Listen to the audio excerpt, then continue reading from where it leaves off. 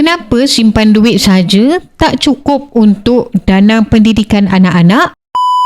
Tuan-puan, kalau kita simpan RM100 sebulan untuk anak, 18 tahun lagi duit tu mungkin tak cukup untuk hantar anak masuk universiti. Masalahnya bukan kita tak simpan, tapi cara kita simpan. Hari ini, kos pendidikan semakin mahal. Yuran universiti boleh mencecah puluhan ribu ringgit. Tapi masalahnya tuan-puan, nilai duit kita ni semakin susut disebabkan inflasi dan kejatuhan ringgit.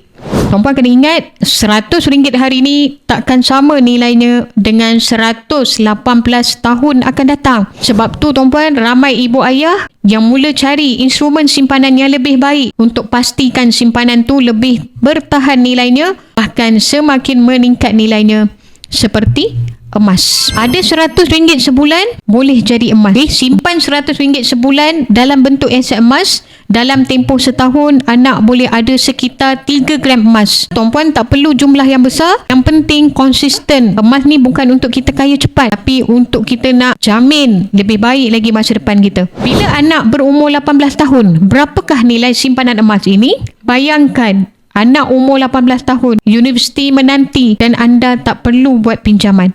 Kalau tuan-puan konsisten simpan RM100 sebulan dalam bentuk emas, dalam masa 5 tahun akan ada 15 gram. Dalam masa 10 tahun akan ada 30 gram emas. Dalam masa 15 tahun akan ada sekurang-kurangnya 45 gram emas. Dan dalam tempoh 18 tahun secara konsisten, tuan-puan akan ada sekurang-kurangnya 54 gram emas. Dan dalam tempoh ini, nilai emas boleh naik 2 hingga 3 kali ganda. Inilah sebab emas sangat sesuai dijadikan dana pendidikan anak-anak. Kita mungkin tak boleh nak wariskan harta yang banyak, tapi kita boleh wariskan peluang dan pilihan yang lebih baik untuk anak bila kita start simpan aset emas seawal anak masih bayi. Bagi ibu ayah yang nak bina dana pendidikan anak-anak dalam bentuk aset emas yang lebih baik, yang semakin meningkat nilainya, tuan-puan follow saya dan boleh isi borang di button sign up. Saya bantu sebaiknya. Silakan tuan-puan.